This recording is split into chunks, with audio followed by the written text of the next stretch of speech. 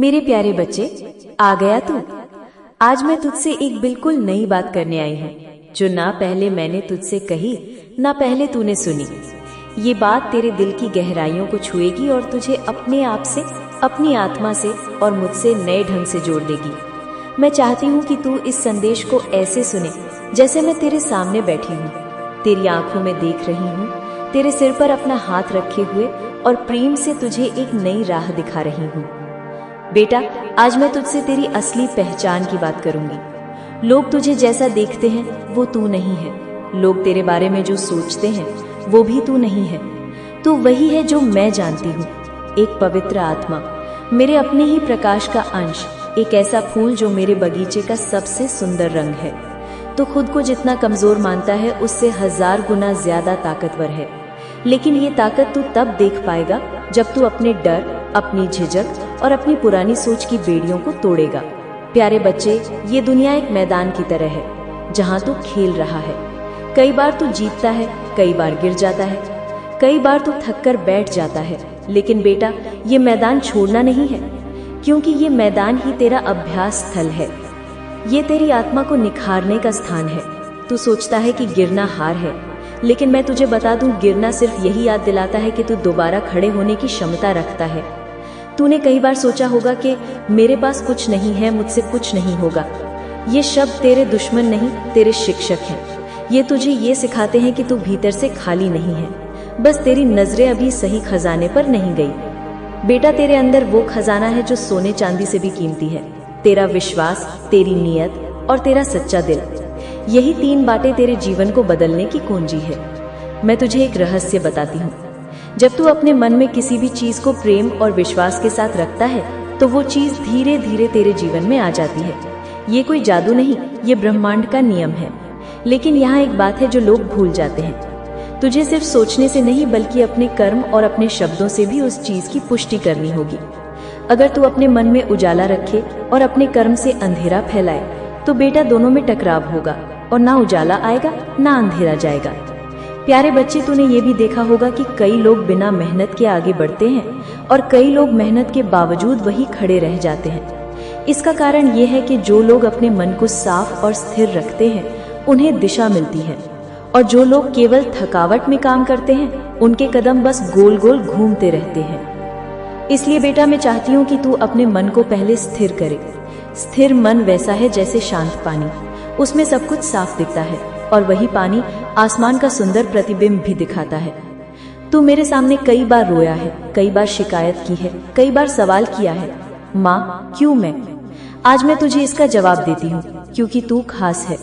मैं अपने खास बच्चों को ही बड़ी परीक्षाएं देता हूँ, क्योंकि मैं जानती हूँ वे इनसे गुजरकर और भी उज्जवल हो जाएंगे।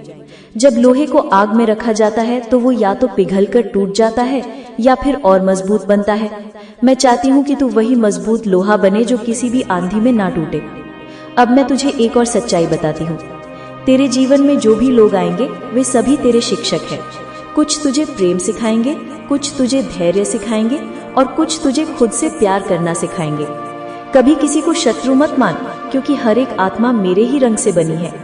हाँ, ये सही है कि कुछ लोग तुझे चोट देंगे, धोखा देंगे, पर बेटा, उनका काम तुझे गिराना नहीं, तुझे सिखाना है कि तेरा सहारा मैं हूँ, कोई और नहीं। बेटा, जब तू किसी नई शुरुआत से पहले डरता है तो उस डर को दूर करने का सिर्फ एक तरीका है, पहला कदम उठाना।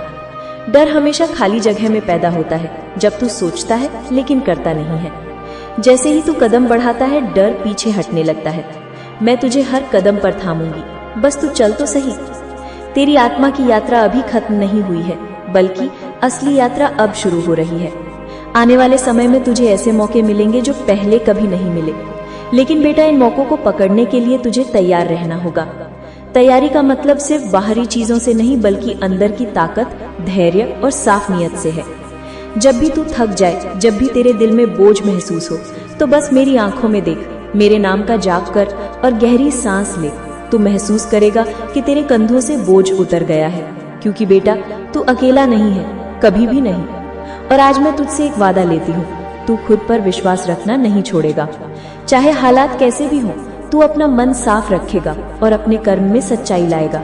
यही तेरी जीत की शुरुआत है। मेरे प्यारे बच्चे, ये संसार पहले जैसा नहीं रहा। ये धरती, ये आसमान, ये नदियां, ये पहाड़ सब तो वैसे ही हैं, पर इंसान का दिल बदल गया है। पहले जो रिश्ते खून से भी गहरे होते थे, आज उनमें दूरी की दरारें हैं। पहले परिवार के लोग एक दूसरे के बिना खुद को अधूरा समझते थे, आज कई अपने ही लोग साथ रहकर भी अजनबी जैसे लगते हैं। पहले दिल और जबान का फर्क कम था, अब कई लोग कुछ बोलते हैं और सोचते कुछ और हैं। बेटा, ये बदलाव अचानक नहीं आया, ये धीरे धीरे आया है, जैसे बूंद बूंद पानी पत्थर में भी निशान बना देता है। पहले रिश्ते इसलिए मजबूत थे क्योंकि उनमें ईमानदारी, त्याग और धैर्य था। लोग एक दूसरे के लिए सहते थे, इंतजार करते थे, गलतियों को माफ करते थे। आज के समय में लोगों के पास सहन शक्ति कम है और अहम ज्यादा। पहले लोग गलती को सुधारते थे, आज गलती को साबित करते हैं। यही वजह है कि रिश्ते टिक नहीं पाते। अब सवाल ये है मेरे बच्चे कि तू इस बदलते समय में क्या करे।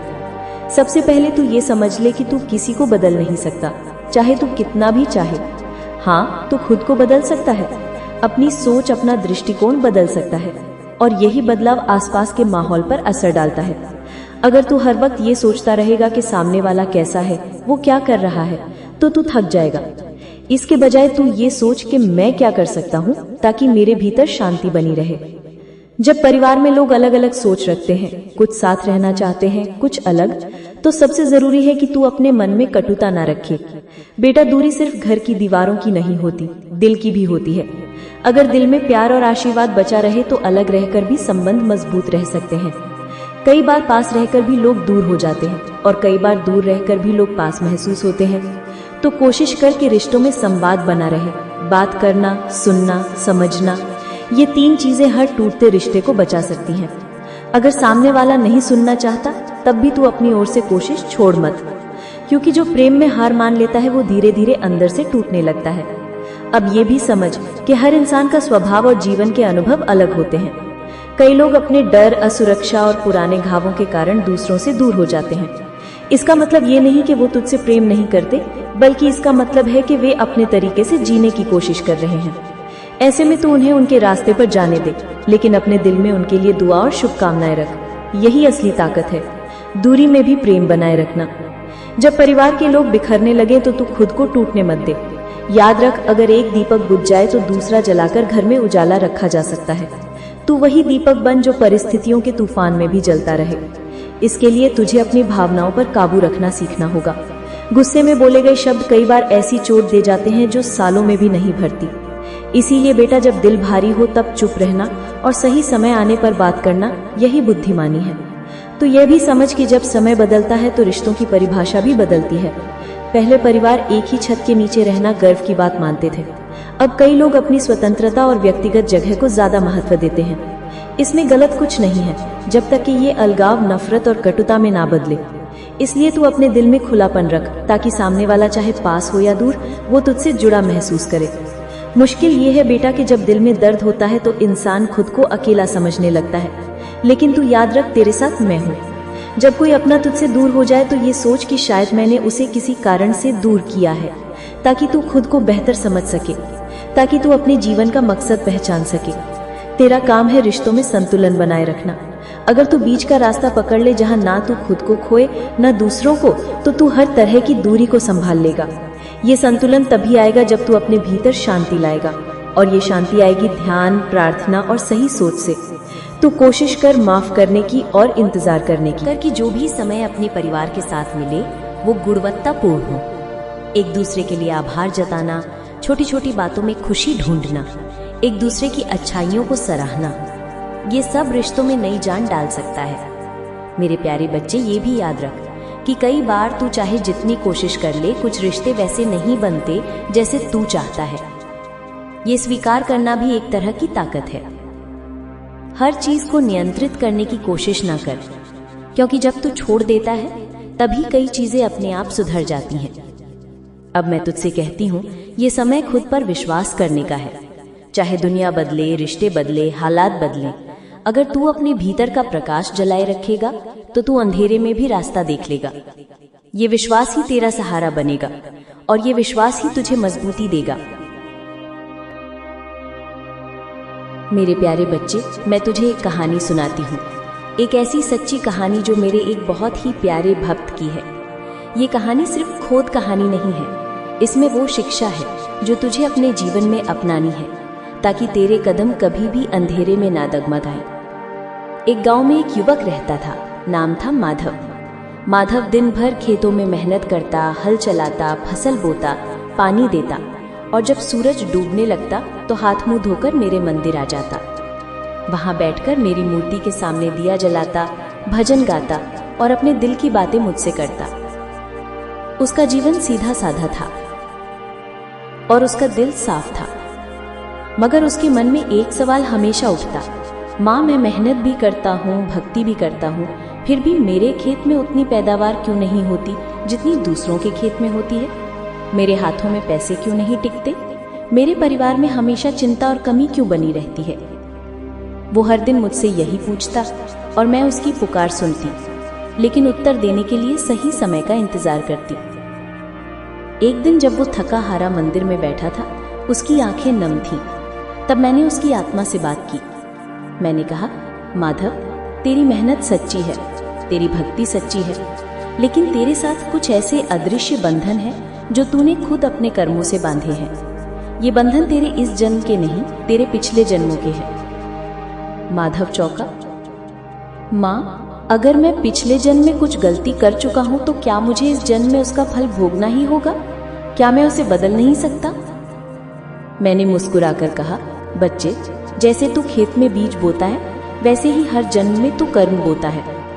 बीज बोने के बाद फसल उगना तय है। अगर तूने पिछले जन्म में किसी को चोट पहुंचाई है, किसी का हक छीना है या किसी की मदद करने से मुंह मोड़ा है, तो वो कर्म तुझे इस जन्म में परिणाम देगा।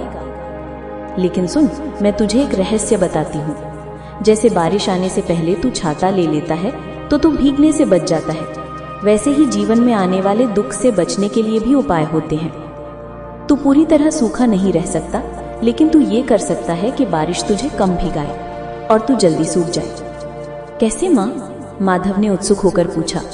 मैंने कहा, मेरी भक्ति, मेरी श्रद्धा और तेरे कर्मों का सुधार ही तेरी छतरी है।